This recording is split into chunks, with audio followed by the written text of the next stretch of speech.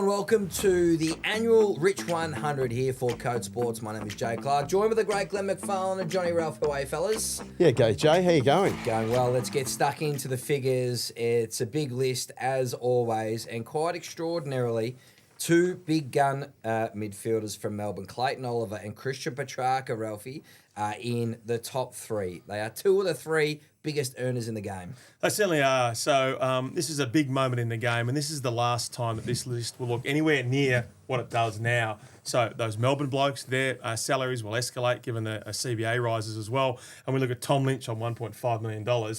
Back at the big moments in the game. So Buddy moved to Sydney, handball. Ron Barassi going to Carlton. Barassi then going to seismic Carlton. moment. Yeah, exactly. And I look at this list, I look at pre-NAS on $2 million a year and post-NAS. So the extraordinary escalating effect and the inflationary effect of NAS. And then, of course, next year, Tom Nakoning on something like $1.8 million as well.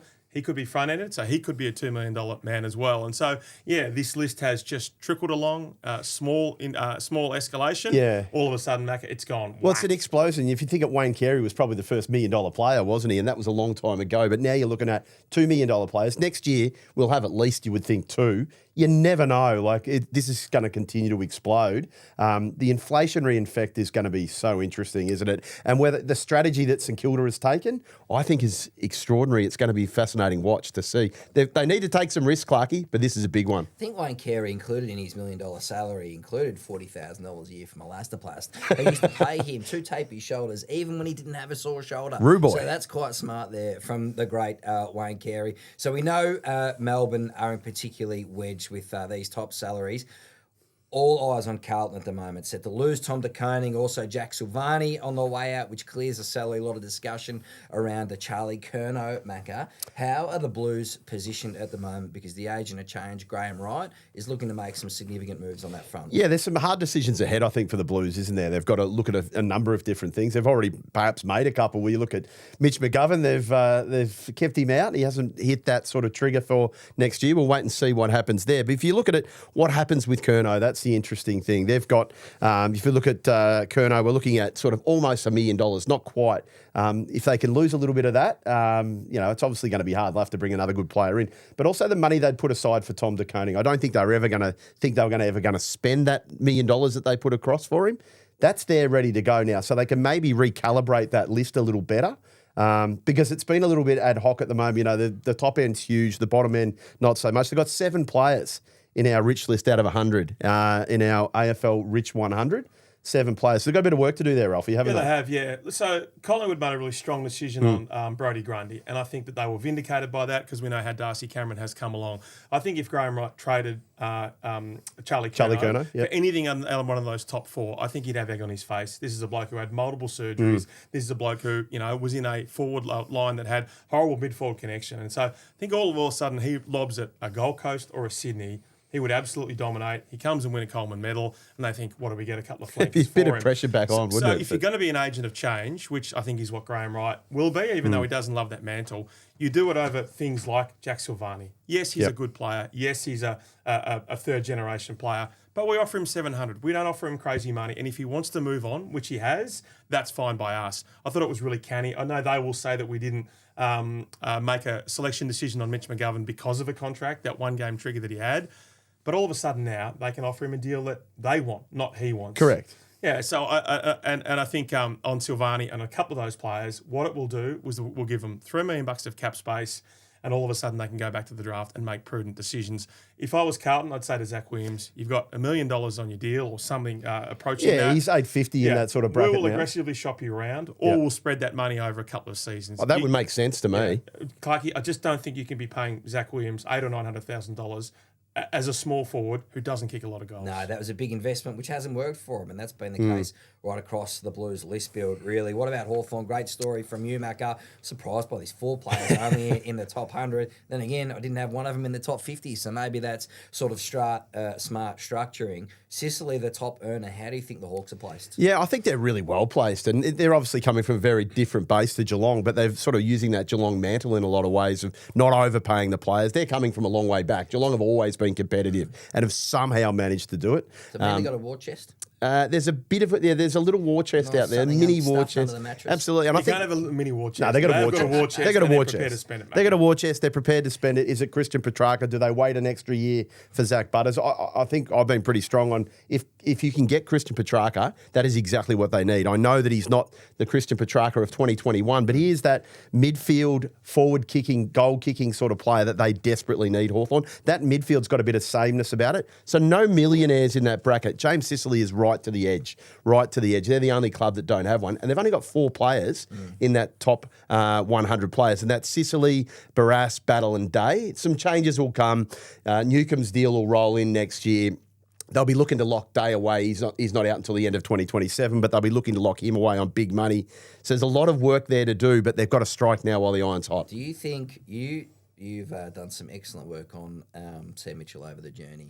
Is Christian Petrarca a Sam Mitchell man? It's interesting, isn't it? Sam Mitchell's one of the best ball users we've seen in the game. Absolutely. I feel like he's the perfect man He is. to take over and help model Christian Petrarca. Surely he has a lot to learn from someone like Sam Mitchell. I think absolutely, and I think Sam Mitchell would be thinking about that. He's looking at his midfield and thinking, well, there's a lot of sameness in it. There's a lot of grunt there. Christian Petrarca just, at his best, and we've got to say at his best, brings something completely different that Hawthorn doesn't have right now. With the question mark of Will Day, we're hoping everything goes all right next year. If you can get Christian Petrarca into that team, I think automatically they go from being this sort of top 4, they didn't quite get top 4, very close this year, to being a serious contender for next year. And they are already this year, but gee, it would top them off beautifully. Yeah, I think they went into this season knowing that they had a lot of quality, knowing that they had the best depth in the competition, and knowing they needed to bring in A-graders. And so what happened since? They missed on Harley. Sam Mitchell went across to the Weeding. He would have thought, I can get anyone. I got Tom Barras. I got Josh Battle from down the road. I'm not saying you'd be shocked by that, but that's a real setback to their plans, given that Zach Butters is on the record saying, I will fulfill my contract next year. So their strength is their weakness, and they have so many of these depth players, but they just don't have enough A-graders. Yeah, we saw that their point. midfield was bullied by Brisbane last week. And so Petrarca's a great player. You are what you are at 30. And right now, he is a player who is a terrible kick. He's the most inaccurate kick for goal across the competition. Clarkie, you got ahead of the times and you said they pushed him out of the midfield at Melbourne. Maybe he turns into an elite player, but I'm just not sure that, like Shea Bolton at Fremantle, you don't correct your kicking over one summer. I think he is what he is at this stage. So he'd be a handy player for them, but I don't think he'd be an accurate player for them. Very interesting.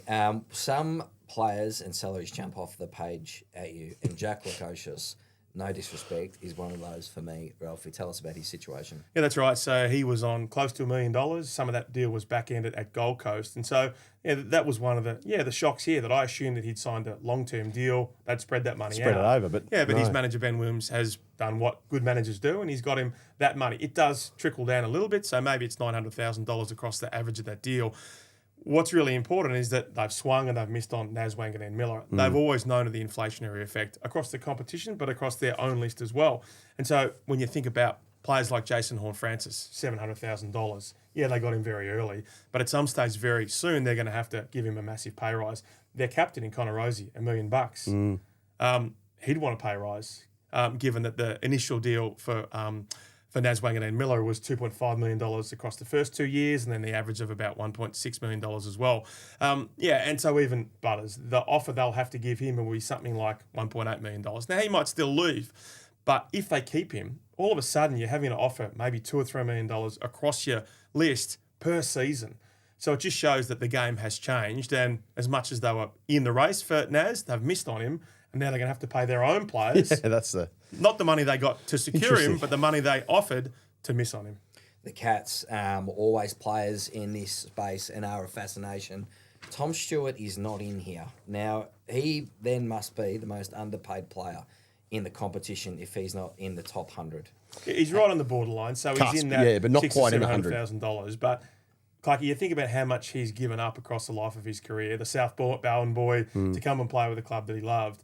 I mean, he's probably left $5-6 million on the table for a 5-time All-Australian. Well, what does it say about how good Geelong is and their unique point of difference? Is that, we've heard for a long time they have a flat structure, don't Yep. they? And they've been very disciplined, like the old Hawthorn. But the game feels like it's changed in a sense where the big bucks are being offered. Then again, they've got other draw cards to try and attract absolutely. the top players in the competition. If they get butters, etc., it's the lifestyle. It's the come win flags. They don't necessarily need to offer $2 million, or do they? Do the Cats have to change their structure to be in the race for players like Zach Butters? And they've only ever done it really once, in a sense, haven't they? With Jeremy Cameron, they went out of that structure and got Jeremy Cameron. Within 2 years, Even they that win a wasn't flag. overs, Not though, massive. was And it? you look what he's on now. Like, he's not on ridiculous money for what he's actually produced. It's been worth every cent. One former list manager said to me only 6 months ago, he said, they have got the greatest advantage, Geelong, their regional location, which used to be,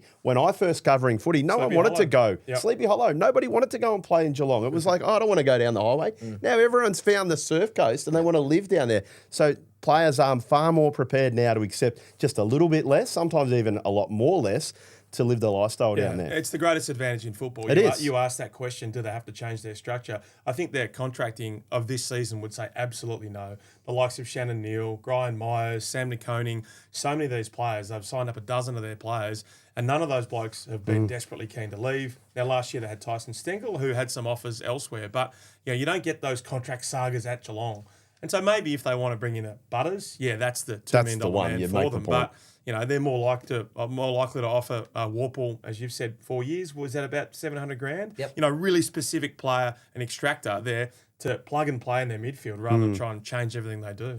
I think you speak to people like Isaac Smith, and he says it's the program that's the biggest attraction. Less meetings, It's less... Chris Scott. Yeah. If you need to leave a meeting, I think there are stories where there was, at times it got to 3 o'clock, there's a team meeting and 8 cats walk up because they're going to go to school pickup. Yeah. Right? So I'm not even sure they have exit meetings at Geelong, to be honest. Like, it's, why do we, it's just not Chris Scott's Well, that's style, got to help, doesn't it? Like, footy is such a structured thing now. That's got to help Yep.